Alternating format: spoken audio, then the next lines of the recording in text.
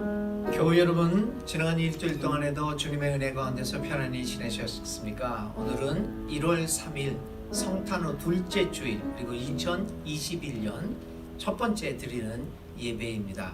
오늘 현장에서 이렇게 신앙 중계로 하고 있는 예배입니다. 더 처치 교우들과 또 멀리 순천에서 예수 함께 공동체 여러분들도 함께 이 예배에 함께 연합해서 예배를 드리고 있습니다. 주님의 평화와 은총이 모든 예배자들 위해 풍만히 임할 수 있기를 간절히 기도드립니다.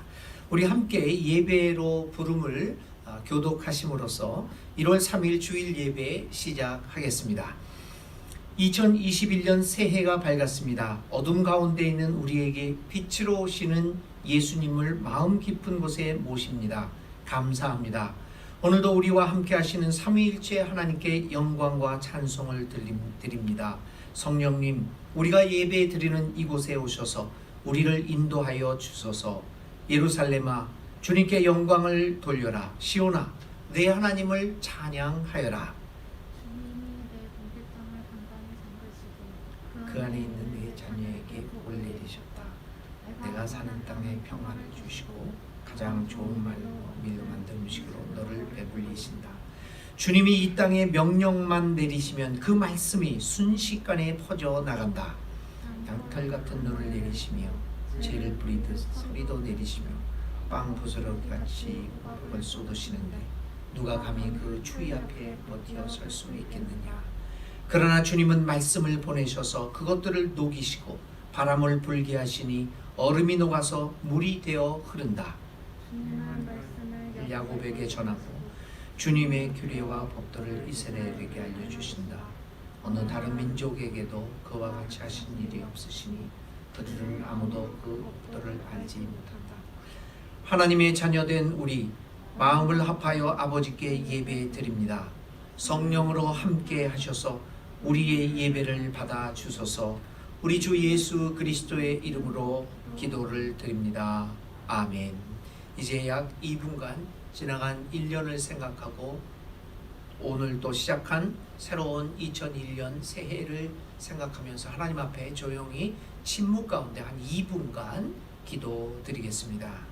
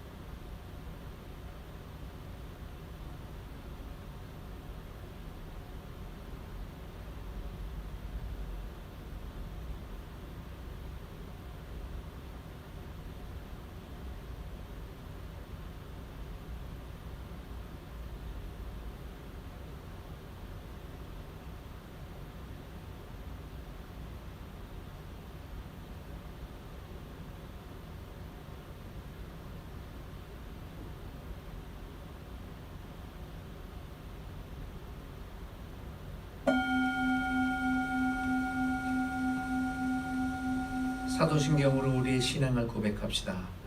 나는 전능하신 아버지 하나님, 천지의 창조주를 믿습니다.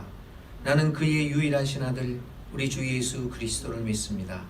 그는 성령으로 잉태되어 동정녀 마리아에게서 나시고 본디오 빌라도에게 고난을 받아 십자가에 못 박혀 죽으시고 장사된 지 사흘 만에 죽은 자 가운데서 다시 살아나셨으며 하늘에 오르시어 전능하신 아버지 하나님 우편에 앉아 계시다가 거기로부터 살아있는 자와 죽은 자를 심판하러 오십니다.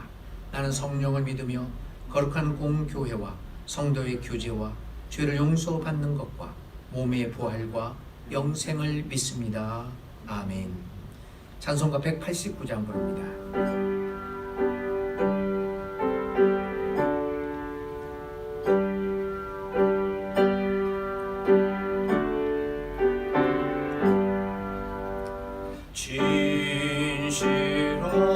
진실하신 주 성령 성도 곁에 계시사 순례길을 갈 때에 손을 잡아주소서. 모든 고난 사람들 기쁜 소식 들으니 성령 말씀하기를 나를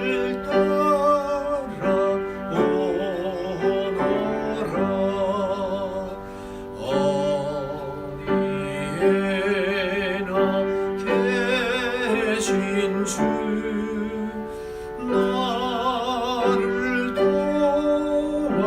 도와주시사 어둠 속을 헤맬 때 홀로 두지 마소서.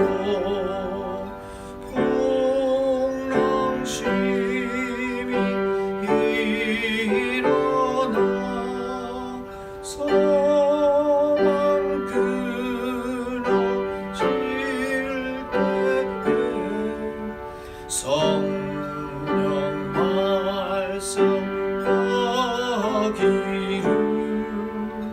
나를 따라오너라. 모든 수고 끝나고 편히 쉬기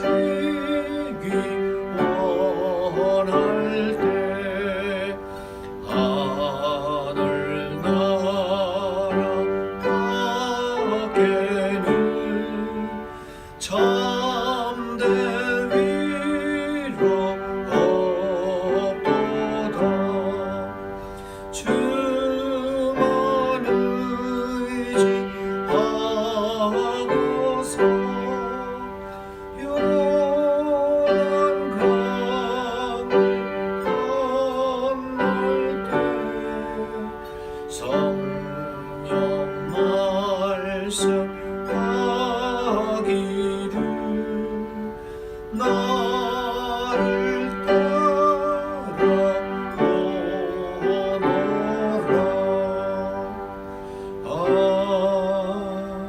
아멘.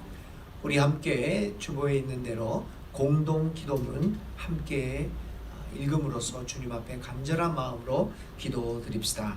함께 기도드립니다. 주님, 코로나19로 어려웠던 한 해를 힘겹게 보냈습니다. 극심한 어려움 가운데서도 희망을 잃지 않고 생애의 발걸음을 옮길 수 있도록 용기를 주신 하나님께 감사를 드립니다. 이제 2020년을 보내고 오늘 2021년 새해 첫 주일 예배로 모이게 되었습니다. 비록 형제 자매들끼리 얼굴을 맞대고 예배 드리지 못하지만 마음과 정성을 다하여 예배 드립니다.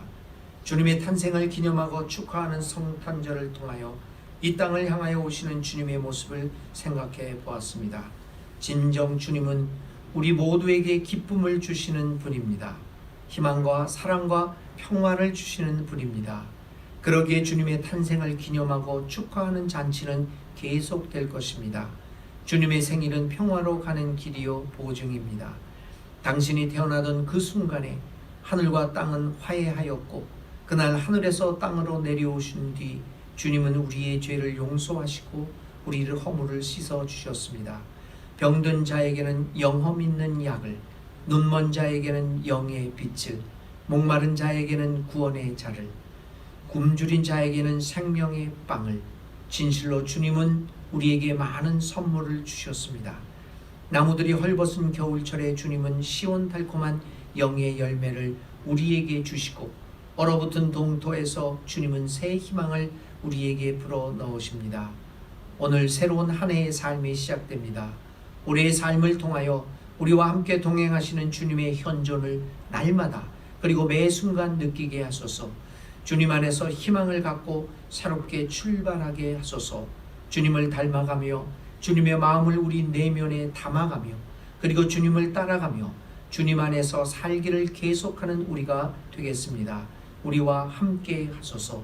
주님의 함께 하심을 믿으면서 올해 삶을 올바르고 열심히 살아가겠습니다. 우리를 도우소서. 우리 주님 예수님의 이름으로 기도를 드립니다. 아멘.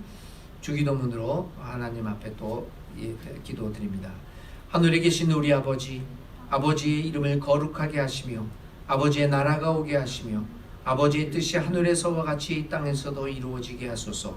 오늘 우리에게 일용할 양식을 주시고 우리가 우리에게 잘못한 사람을 용서하여 준 것 같이 우리 죄를 용서하여 주시고 우리를 시험에 빠지지 않게 하시고 악에서 구하소서. 나라와 권능과 영광이 영원히 아버지의 것입니다. 아멘. 오늘 우리에게 주시는 하나님의 말씀은 기록된 하나님의 말씀은 로마서 8장 9절에 있는 말씀입니다. 주보에 나와 있는 대로 우리 함께 한 목소리로 귀한 하나님의 말씀을 읽도록 하겠습니다. 로마서 8장 9절에 있는 말씀입니다. 그러나 하나님의 영이 여러분 안에 살아 계시면 여러분은 육신 안에 있지 않고 성령 안에 있습니다. 누구든지 그리스도의 영이 없으면 그리스도의 사람이 아닙니다. 아멘. 기록된 하나님의 말씀입니다. 이 말씀 따라 사는 동안 지치지 않게 하시고 이 말씀 따라 사는 동안 주님 나라 이루소서.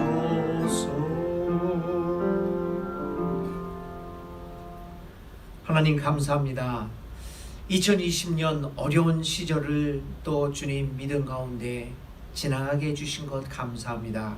우리의 삶에 이러저러한 어려운 일들이 생겼고 또 지금도 해결받지 못한 어려운 일들도 있습니다. 그렇지만 오직 한 가지 분명한 사실, 주님은 우리를 혼자 내버려 두지 아니하시고 우리와 함께 하신다는 그 사실, 그 믿음 하나 가지고 이 어려움을 잘 이겨나가게 하소서. 이제 2021년 새해가 밝았습니다. 새해는 더욱더 주님과 가까이 되어지고 주님의 주시는 신령한 힘으로 모든 인생의 짐들과 어려움과 또 모든 문제들을 이겨나가며 평화와 사랑과 또 생명을 누리는 귀한 한 해가 되게 하여 주시옵소서. 오늘 새해 첫날 로마서 8장에 있는 말씀을 통하여 주의 말씀을 기다립니다. 성령님, 우리에게 주의 말씀을 들려 주소서. 우리가 귀를 열고 주의 말씀 앞에 겸손히 무릎 꿇고 주님의 말씀을 듣겠습니다. 주님의 말씀을 기다립니다. 우리와 함께 하옵소서. 예수님의 이름으로 간절히 기도를 드립니다. 아멘. 네, 우리 더 처치 교우 여러분, 또 우리 순천에서 이렇게 또 줌으로 함께 예배를 드리고 있는 예수 공동체 여러분, 하나님의 은혜와 하나님의 주시는 신령한 복들이 2021년 한 해도 여러분들의 가정과 또 여러분들의 사랑하는 자녀들과 여러분들 하시는 일들, 그리고 여러분들의 교회 위에, 우리의 교회 위에 또 충만히 임할 수 있기를 간절한 마음으로 주님께 기도합니다. 2021년도는 아무쪼록 이 코로나19가 잘 극복되어서 우리가 반갑게 얼굴과 얼굴을 대하면서 예배를 드릴 수 있기를 진정으로 간절히 바랍니다. 이러한 일들이 분명히 일어날 수 있다고 하는 것을 확신하면서 오늘 새해 첫날 예배를 드립니다. 힘들었던 한 해가 가고 새해가 왔습니다. 올해는 코로나19가 잘 극복되는 해가 되었으면 좋겠습니다. 그러나 여러분, 코로나가 완벽하게 극복될 수 있는가에 대해서는 누구도 확실한 답을 줄 수 없을 것입니다. 그렇지만 한 가지 우리가 확신하는 것은 어떤 상황에서도 우리의 믿음의 발걸음은 계속 되어질 것이라고 하는 것입니다. 그래서 오늘도 어려움 속에서 정말 아무도 모이지 못하는 가운데서 이 화면을 통하여 예배를 드리지만 그래도 우리의 믿음의 발걸음은 계속 씩씩하게 하나님의 나라를 향하여 나아가게 될 것입니다. 이제 2021년도를 시작하면서 올해 우리 목회표를 뭐로 할까 여러 가지 생각을 하다가 이러한 그 대면 예배도 못 드리고 하는 가운데서 하나님의 사람으로 살아가는 것이 무엇일까?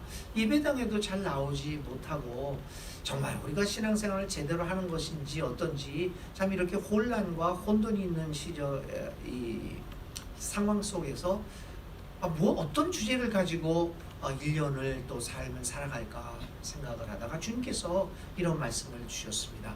어떤 상황에서도 중요한 것은 너희가 나의 사람으로 살아가기 아니겠는가? 이런 말씀을 저희 마음 가운데 주었습니다. 그래서 이 목회표를 하나님의 사람으로 살아가기 성령에 이끌려 사는 삶이라고 또 하나님 앞에 이런 말씀을 결정을 했습니다. 그리고 성경 구절은 로마서 8장 1절부터 9절까지에 있는 말씀을 주요 우리가 1년 동안 붙들고 살아갈 말씀으로 생각을 해보았습니다. 그래서 저는 오늘부터 시작해서 로마서 8장의 말씀을 중심으로 수주간에 걸쳐서 2021년도 주제인 하나님의 사람으로 살기의 뜻이 무엇인가, 하나님의 사람으로 살아가는 것이 코로나19가 우리의 삶을 온통 흔들어 놓았는데, 그래서 우리의 믿음의 개념을 처음부터 이렇게 뒤집어 놓고 있는데, 이러한 상황 속에서 하나님의 사람으로 살아간다는 것은 어떤 의미인가라고 하는 것을 생각해 보려고 합니다. 한 10주 정도가 걸릴 것 같은데요. 로마서 8장만을 중심으로 해서 하나님의 사람으로 살아가는 것의 의미를 생각해 보려고 합니다. 교우 여러분, 사람에게 있어서 내가 어떤 삶을 오늘날 살고 있는가라고 하는 문제는 매우 중요합니다. 이것을 우리는 정체성의 문제라고 말씀드릴 수 있을 것입니다. 나는 누구인가? 나의 삶은 어디를 향하고 있는가?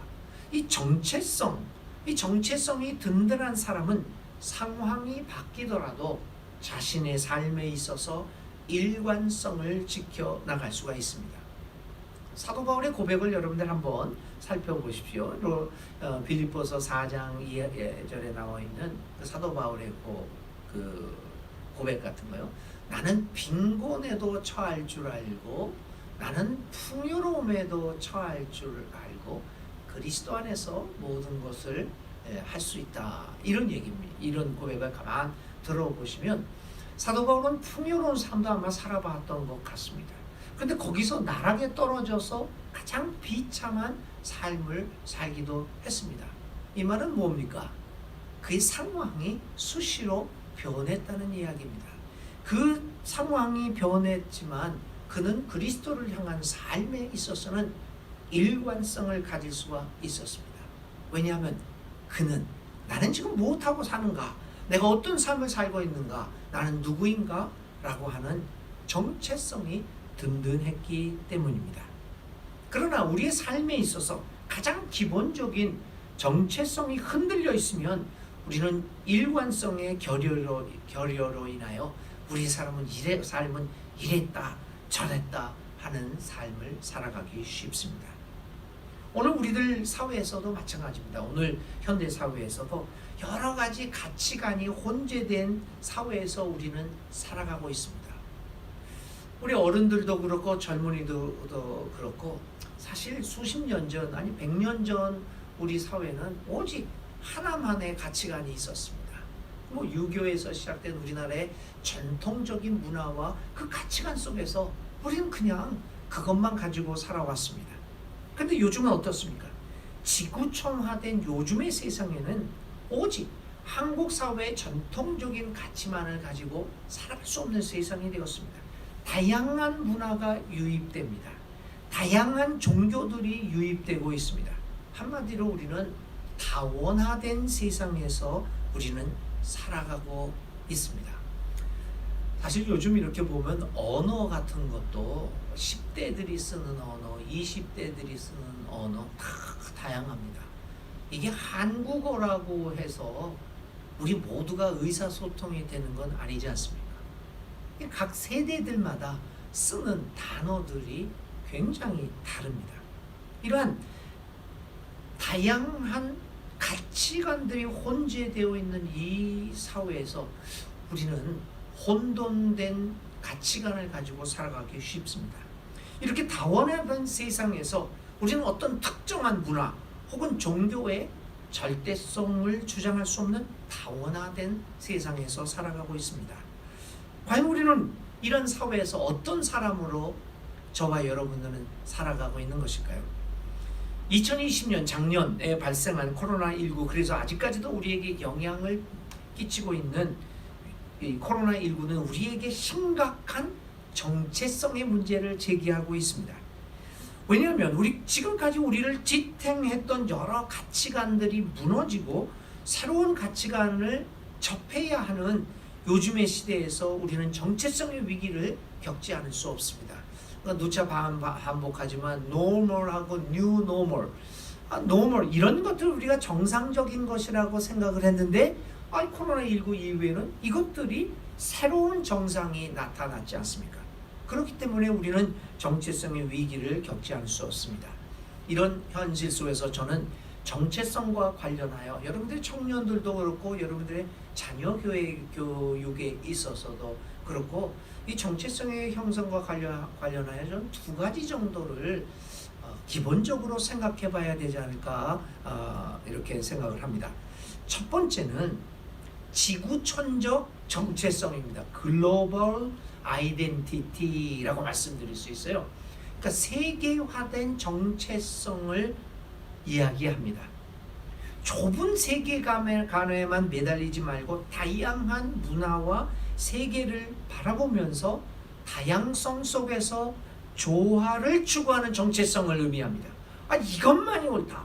뭐 한국적인 것만이 최고다. 아니면 미국적인 것만이 최고다. 이런 것이 아니라 그거에서만 매달리지 않고 다양성을 받아들이면서 그 속에서 조화를 이루는 정체성 형성이 굉장히 중요합니다.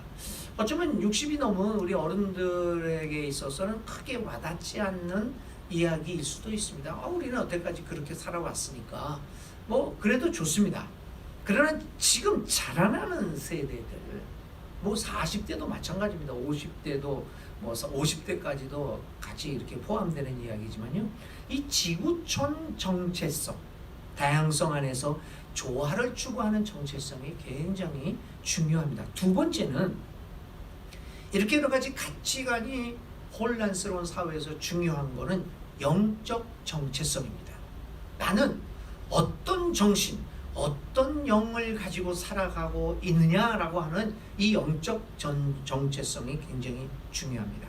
이걸 기독교적으로 이야기를 하면 하나님의 사람으로서의 정체성을 의미합니다.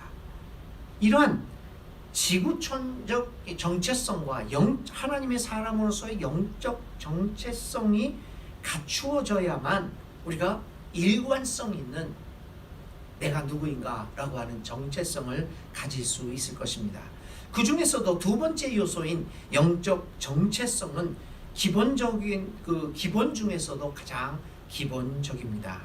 한국 사람, 미국 사람, 중국 사람, 일본 사람, 아니 그 어떤 정체성을 가지고 살아간다고 하더라도 우리 모두가 하나님의 사람이라는 정체성이 분명하다면 우리의 삶은 어디에서 살아가더라도 일관성 있는 진지한 삶이 될 것입니다. 과연 여러분, 우리는 오늘 어떤 사람으로 그리고 어떤 정체성을 가지고 살아가십니까? 그래서 저는 여러분들과 함께 한 1년 동안 우리에게 가장 중요한 정체성의 문제를 다루어 보려고 합니다. 그리고 그것을 하나님의 사람이라고 하는 영적 정체성으로부터 출발해서 다루려고 합니다.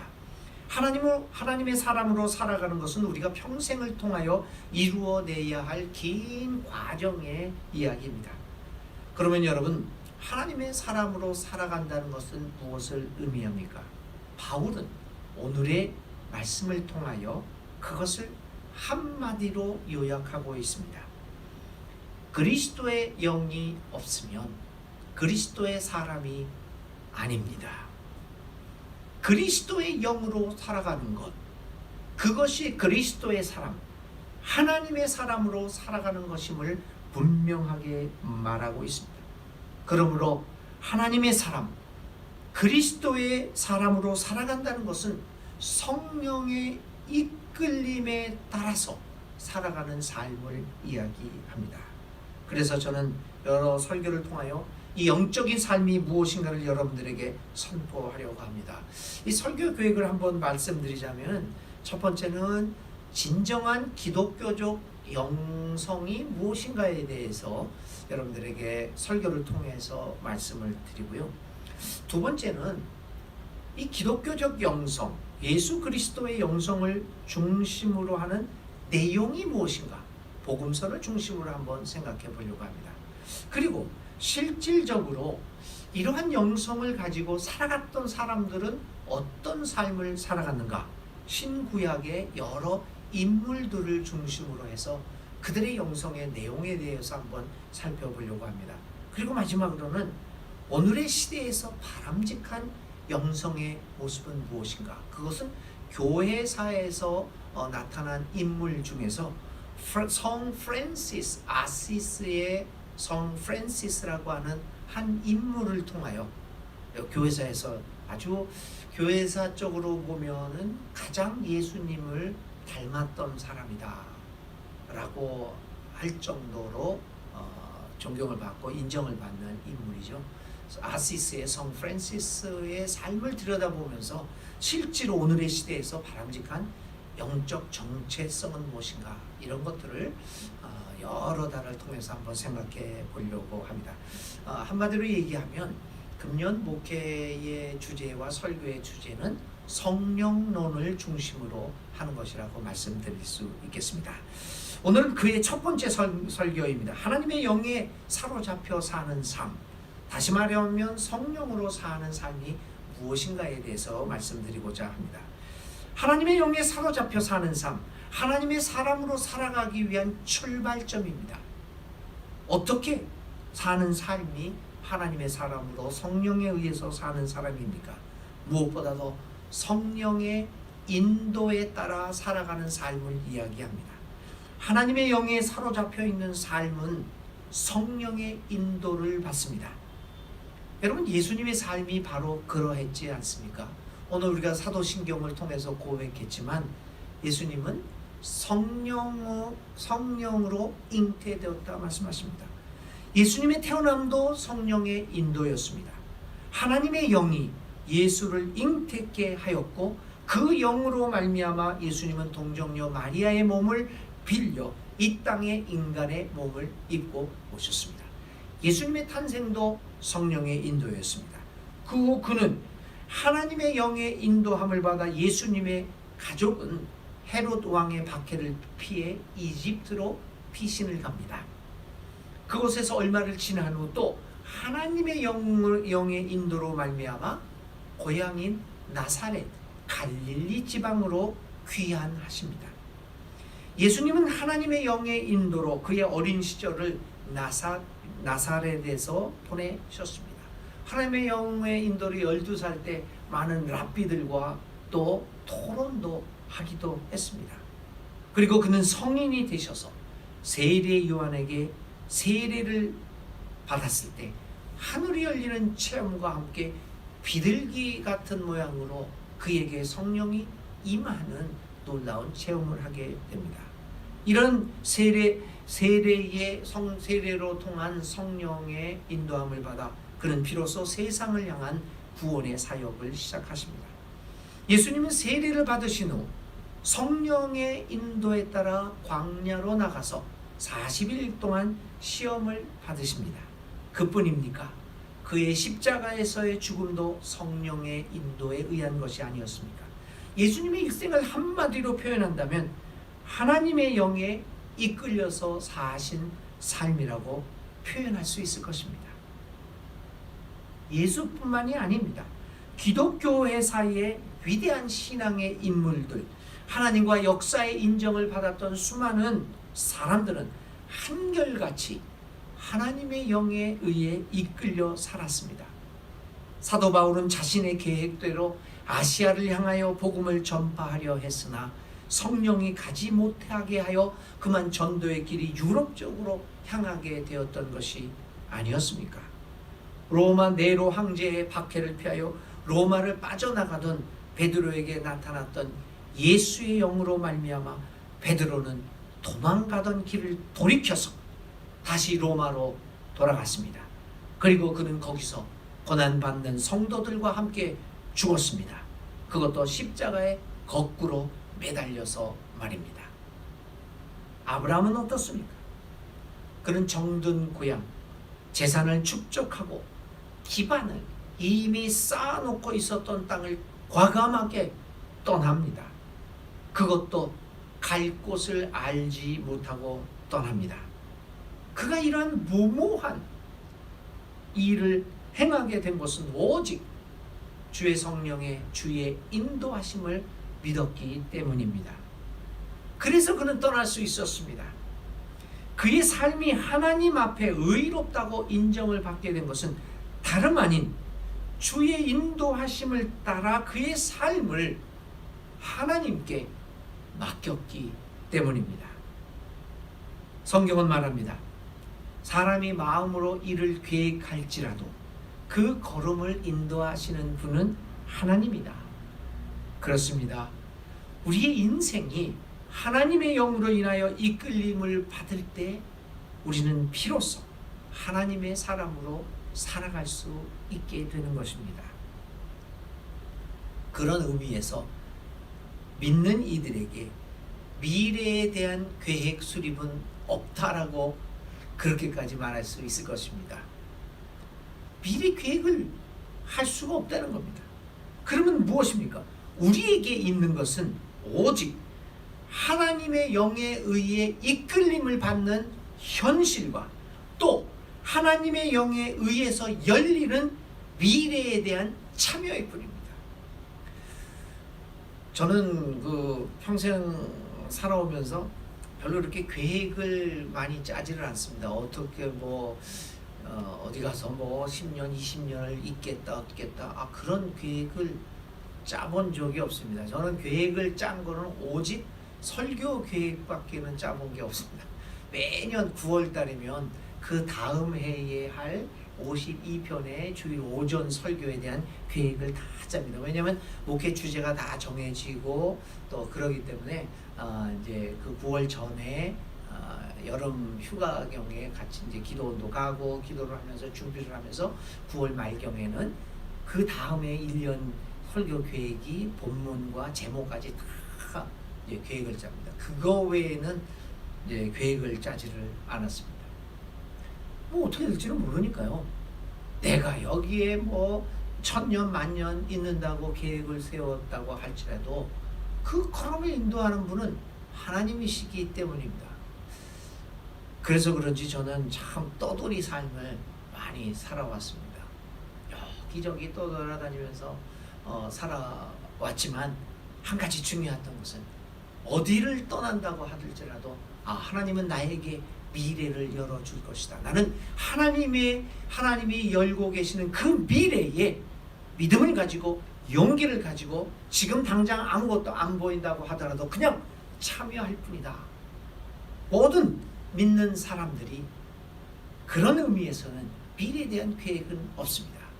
오늘 하나님의 영에 의해서 철저하게 그분의 이끌림에 따라 우리의 삶을 맡기는 현실과, 그러나 오늘 이 현실을 넘어서서 우리에게 하나님이 희망을 가지고 열어주시는 그 희망찬 미래를 꿈꾸며 거기에 참여하는 것 외에 무엇이 있겠습니까?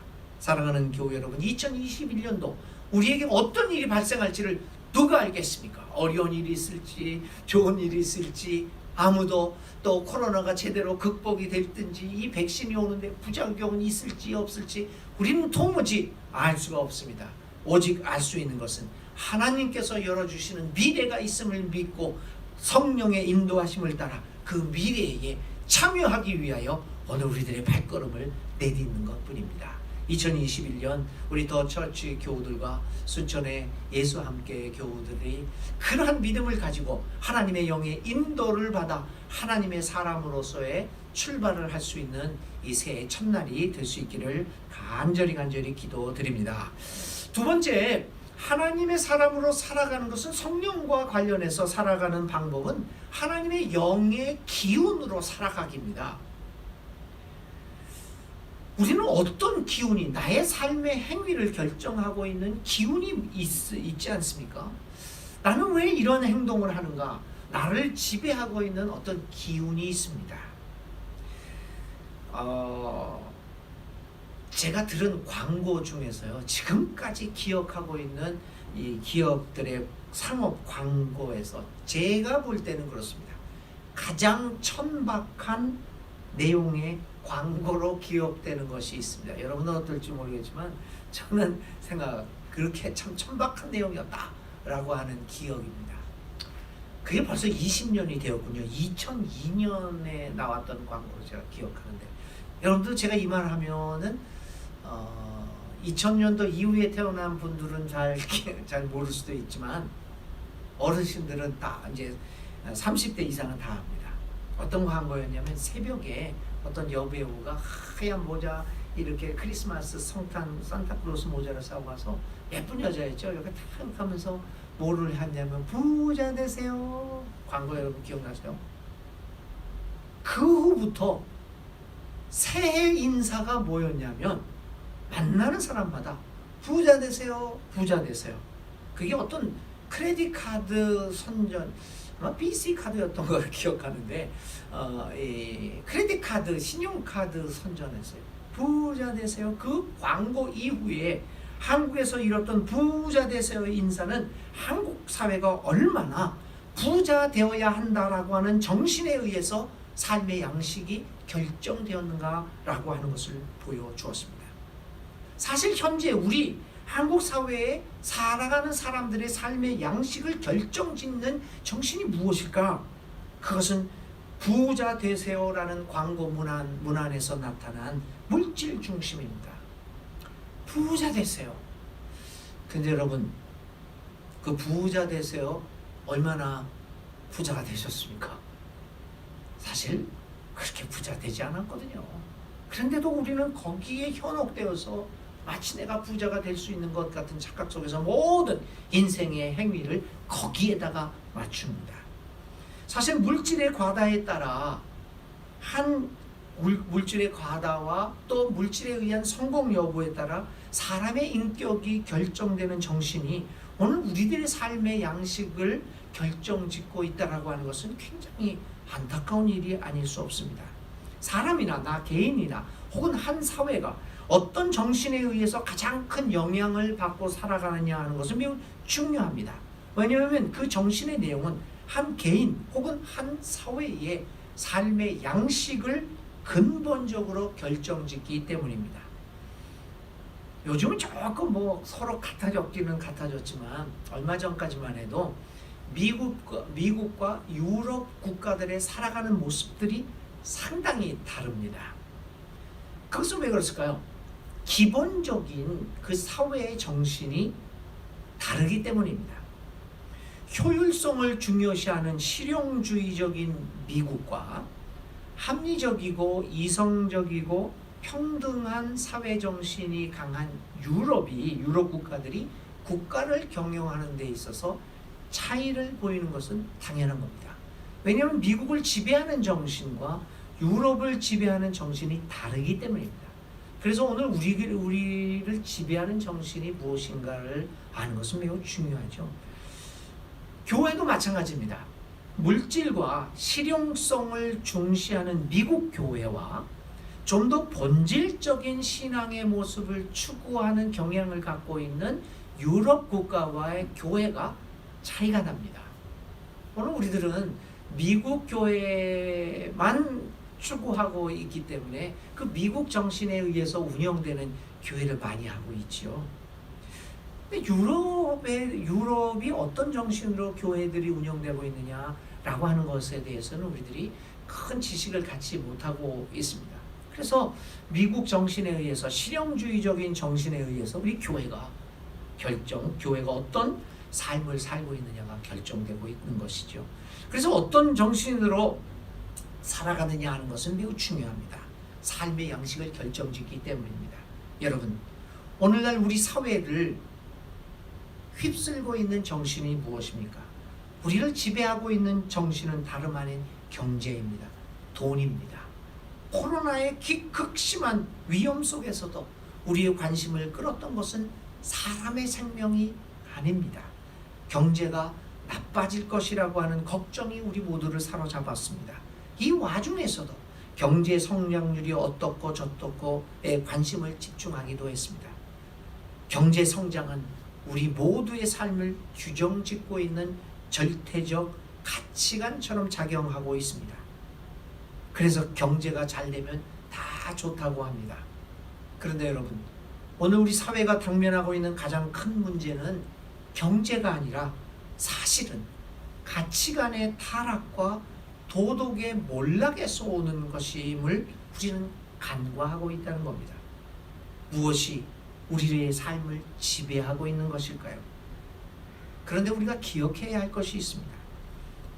인류의 역사를 보면 한 나라의 흥망성쇠는 경제나 혹은 군사력이 아니라 바로 가치관의 타락으로, 신학적으로 말하면 하나님을 배반하는 것으로부터 왔습니다. 구약의 예언서가 줄기차게 이야기했던 건 뭡니까? 하나님을 배반한 왕들에 대한 비판이었습니다. 이렇게 되면 망한다. 많은 예언자들이 이제 나라가 망할 거다, 너희들 회개하라, 그렇지 않으면 나라가 망할 거다 라고 외쳤을 때 그 나라의 경제나 군사 상황이 나빴던 때가 아닙니다. 북이스라엘이 멸망할 당시에 그 왕 시대에 가장 경제력이 왕성했었습니다. 그때 예언자들은 경제력이 왕성하고 군사력도 충만해 있은 그 국가를 향해 너희들은 망할 것이다. 왜냐하면 이유는 딱 한 가지였습니다. 경제력이나 군사력의 약화가 아니라 하나님을 너희들은 배반했기 때문이다. 이렇게 말을 하고 있습니다. 그러므로 한 나라의 여러 문제들을 제대로 해결할 수 있는 것은 경제적 능력이 아니라 가치관의 회복, 하나님께로 돌아오는 것입니다. 믿는 사람으로서, 그리고 신학을 전공하고 목회를 하는 사람으로서 저는 한국 사회가 염려스러운 것은 경제적 발전이 이루어지지 않을까라고 하는 것이 아니라 이 가치관이 땅에 떨어져 있다는 점입니다. 오늘 우리를 지배하는 정신이 무엇인가에 대하여 우리는 깊이 성찰해 보아야 합니다. 어떤 정신으로 우리는 살아가고 있는가라고 하는 것입니다. 하나님의 영의 기운으로 살아가는 것인가, 그렇지 않은 것인가를 우리는 진지하게 돌아보아야 합니다. 하나님의 사람으로 살아간다는 것이 그렇습니다. 예수님의 삶처럼 온통 성령의 기운에 의해 움직여져야 합니다. 어떤 기운에 의해 움직여져야 하는 것은 바로 우리 공동체의 사역의 양태를 결정지어주는 중요한 것입니다. 여러분, 오늘 우리 사회와 나의 삶에 부는, 나의 삶을 지배하는 기운은 어떤 기운입니까? 주님의 영의 기운입니까? 올 한 해 동안 우리는 하나님의 사람으로 살아가려고 합니다. 이것은 바로 지금까지 우리를 지배하고 또 우리가 의지하고 살아왔던 혼탁한 기운을 몰아내고 이제 새로운 성령의 기운을 받아들임으로써 우리의 삶의 양식을 바꾸겠다라는 노력입니다. 예전에 송대관이라고 하는 가수가 부른 노래 중에 유행가라고 하는 제목의 노래가 있습니다. 뭐 많이들 들어보셨죠? 그 제목의 가사 중에 아주 재미있는 게 있습니다. 이렇게 쓴 게 있었어요. 갑자기 이 가사를 쓰려니까 막 노래를 하고 싶은 노래가 머리에 막 떠오르네요. 유행가 진짜로 나오려고 그러네. 유행가 노래의 가사는 사랑과 이별 눈물이구나. 음정 박자 따로지만 넘치는 감정으로 부르는 노래. 이게 그 유행가 가사 중에 나오는 노래입니다. 음정도 틀리고 박자도 서로 틀리지만 이 유행가라고 하는 것은 넘치는 감정으로 부르는 노래. 우리 어른들은 다 압니다. 이 음정도 다 틀리고 어떻게 멜로디도 다 틀리잖아요. 그래도 그 유행가 사랑은 눈물의 씨앗이라고 하면서 감정으로 이렇게 부르는 노래가 유행가예요. 여러분 유행가 부를 때 조금 음정 틀리면 어떻습니까? 좀 박자 안 맞으면 어떻습니까? 제가 찬송가를 인도할 때 사실 오늘 제가 찬송가를 인도하면서 노래 부를 좀 노래를 잘 못 부르기 때문에 박자도 못 맞추고 그래서 내가 안 부르고 음원으로 할까라고 하는 거를 우리 청년하고 의논했더니 우리 여기 예배 담당하고 있는 청년이 나보고 뭐라고 그러냐면요. 목사님 그런 거 안 봅니다. 찬송은 찬송으로 그러니까 괜찮습니다. 목사님 그냥 부르십시오. 그래서 제가 용기를 얻어서 노래를 찬양을 불렀습니다. 여러분 유행가 부를 때 조금 음정 틀리면 어떻습니까? 박자도 안 맞으면 어떻습니까? 유행가는 감정으로 부르는 겁니다. 여러분 하나님의 사람은 무엇으로 살아갑니까? 교리를 조금 모르면 어떻습니까? 교회 생활에 덜 익숙하면 어떻습니까? 교회 생활에 좀 덜 익숙해서 실수도 하고 좀 그렇다면 그러면 어떻습니까? 하나님의 사람은 교리로 정확한 교리로 살아가는 것이 아닙니다. 교회 생활에 익숙함으로 살아가는 것이 아닙니다. 하나님의 사람은 오직 성령으로 살아갑니다. 금년 한 해 그리스도의 사람, 하나님의 사람으로 살아가는 여러분들, 그리스도의 영으로 살아가는 올해 한 해가 되어서 주님 안에서 복받고 행복한 삶을 살아가는 우리 더처치와 예수 함께 공동체 모든 분들이 되었으면 좋겠습니다. 누구든지 그리스도의 영이 없으면 그리스도의 사람이 아닙니다. 기도드리겠습니다. 하나님 아버지, 오늘 우리는 어떤 기운으로 살아가는지, 우리는 어떤 것에 인도함을 이끌려 살아가는 것인지 깊이 생각해 보게 하옵소서. 2021년 새롭게 열리는 이 새해에 하나님의 사람으로 살아가는 우리들이 다 되게 하여 주시옵소서. 성령의 인도를 받아 성령의 기운으로 살아가는 2021년이 되어서 우리가 2021년 정말 어렵고 힘든 상황이 계속될지라도 힘차게 살아갈 수 있도록 주님 도와 주옵소서. 예수님의 이름으로 간절히 기도를 드립니다. 아멘. 네, 교회 소식 몇 가지 말씀드리겠습니다. 오늘은 성탄 후 두 번째 주일이고 신년 주일입니다. 올해 믿음의 주제는 설교에서 말씀드린 것처럼 하나님의 사람으로 살기, 성령에 이끌려서 사는 삶입니다. 성구는 로마서 8장 9절, 오늘 설교한 8장 9절이고요. 주제 찬송은 오늘 예배 시간에 부른 189장, 진실하신 주 성령과 그 다음에 보네포 목사님의 시를, 간증시를 노래로 만들었다고 하는 그 선한 능력으로라고 하는 노래입니다. 봤더니 더 처치교회에서는 작년 한 해 동안 내내 이 찬송을 불렀다고 그럽니다. 우리 189장은 아까 불렀으니까 그렇게 하시고요. 우리 선한 능력으로 1절만 함께 불러보겠습니다. 아까 설교 시간에 말씀드렸지만 제가 박자나 음정이 틀리더라도 그걸로 부른 것이 아니라 믿음으로 부르는 것이니까요. 용서하시고 우리 함께 부르겠습니다. 선한 능력으로 1절만 한번 불러보겠습니다.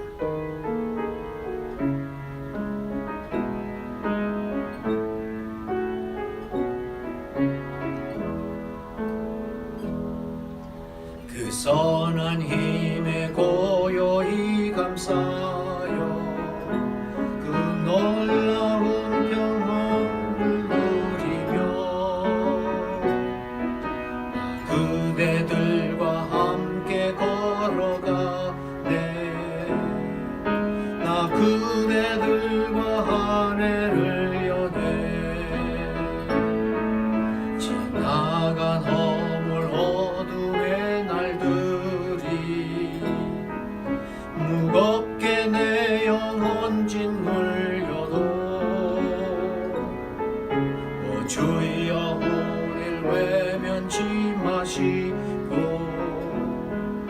약속의 구원을 이루소서 그 선한 힘이 우릴 감싸시니 믿음으로 일어날 일 기대하네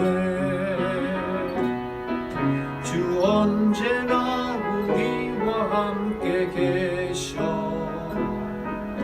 하루 또 하루가 늘 새로워 아멘. 네, 고맙습니다. 신년도 더 처치교회의 신년도 공동의회와 재직회는 비대면 상황 후에 대면 모임이 가능할 때 또 진행이 되는 것을 교회 여러분들께서는 양해해 주시기 바랍니다. 우리 더 처치교회 예배 인도 설교는 제가 지금 담당하고 있는데요. 제 연락처가 거기에 나와 있으니 참고해 주시기 바랍니다. 그리고 순천의 예수 함께에 우리 정신일 집사님이 화요일 날 시술을 받는 게 있습니다. 여러분들 위해서 기도해 주시기 부탁드립니다. 다른 광고들은 주보를 참조해 주시면 고맙겠습니다. 봉헌 우리 함께 찬송가 50장 부르면서 봉헌하십니다.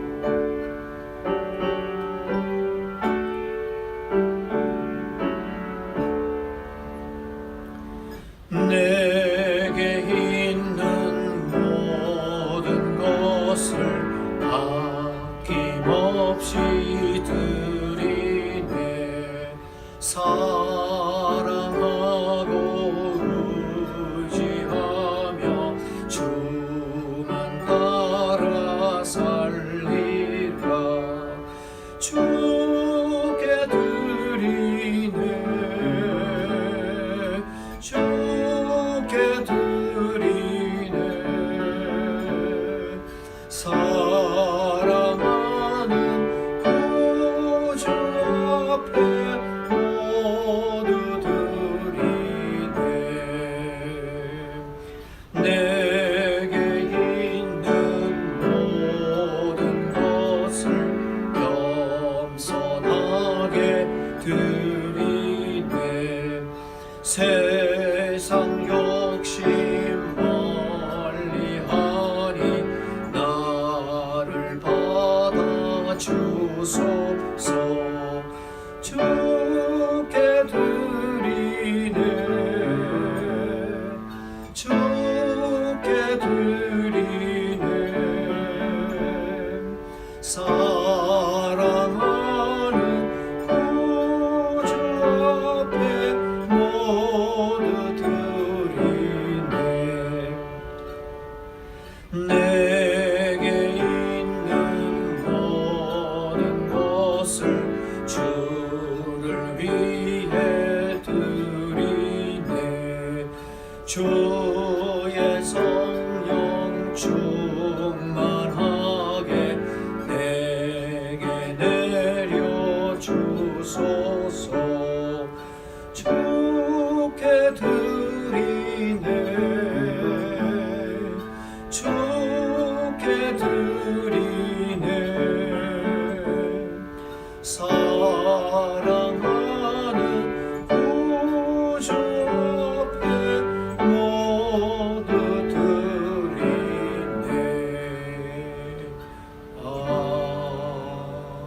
아멘 헌금을 위하여 하나님 앞에 기도드립니다.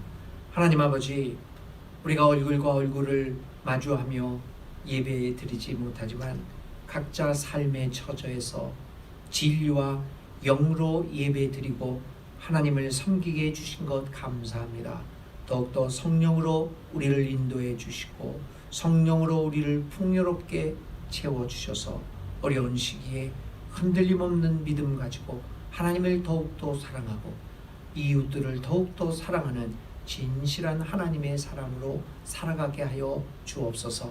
하나님, 또 이렇게 예배를 통하여 하나님 앞에 귀한 예물을 헌금을 바친 분들이 있습니다. 10의 1조를 또 주정헌금을 감사헌금을 여러 가지 명목의 헌금을 주님 앞에 드린 분들이 많이 있습니다. 하나님, 이들 가운데 주님께서 함께 해주시고 그들의 삶의 터전을 복내려 주시고 흔들림이 없는 삶이 터전들이 될 수 있도록 하나님의 크신 은총으로 함께하여 주옵소서. 이렇게 성도들의 깊은 정성과 감사가 얽혀져서 드려진 이 헌금 사용되어질 때 하나님의 나라를 위하여 진정 올바르게 사용되게 하여 주옵소서. 예산이 아닌 진정한 헌금으로 사용되어져서 하나님께 영광이요 그 교회에는 유익한 일들이 많이 발생되어질 수 있도록 옳게 또 가장 정성스럽게 사용되어지도록 도와 주시옵소서. 감사하며 예수님의 이름으로 간절히 봉헌 기도 드립니다. 아멘. 예, 고맙습니다. 이제 우리 마지막으로 축복 나눔 하겠습니다. 축복 나눔. 그리스도 우리 앞에 계셔서 그리스도 우리 곁에 계셔서 붙드시고 용기를 주셔서 그리스도 우리 아래에 계셔서 우리가 넘어질 때 받으시며 희망 잃지 않게 하소서. 그리스도 우리 위에 계셔서 우리 일상의 모든 순간을 거룩하게 하소서. 그리스도 우리 안에 계셔서 우리가 그리스도의 열매를 맺게 하소서. 성삼위 하나님 항상 우리와 함께 처음과 같이 지금도 그리고 영원히 아멘. 이제 옆에 있는 분들과 이 금년 한 해 하나님의 사람으로 살아갑시다. 서로 인사 나누시기 바랍니다. 하나님의 사람으로 살아갑시다. 하나님의 사람으로 살아갑시다. 네, 그렇습니다. 우리 축도함으로 오늘 신년 첫 주일 예배 마치겠습니다. 이제는 우리 주 예수 그리스도의 은혜와 하나님 아버지의 넓고 크신 사랑과 성령 하나님의 감동 감화 교제에 충만하여 주심이 2021년도를 시작하면서 성령에 이끌려 성령의 인도를 받아 성령의 기운으로 살아가는 하나님의 사람으로 살고자 결단하는 사랑하는 모든 교우들의 머리 위에와 또 저치교회와 예수와 함께 공동체 위에 모든 사랑하는 주의 백성들 위에 영원토록 함께 하시기를 간절히 축원드립니다. 아멘.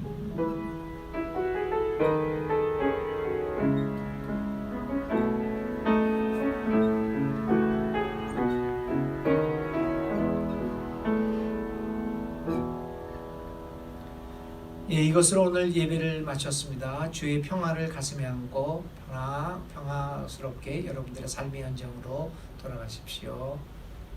감사합니다.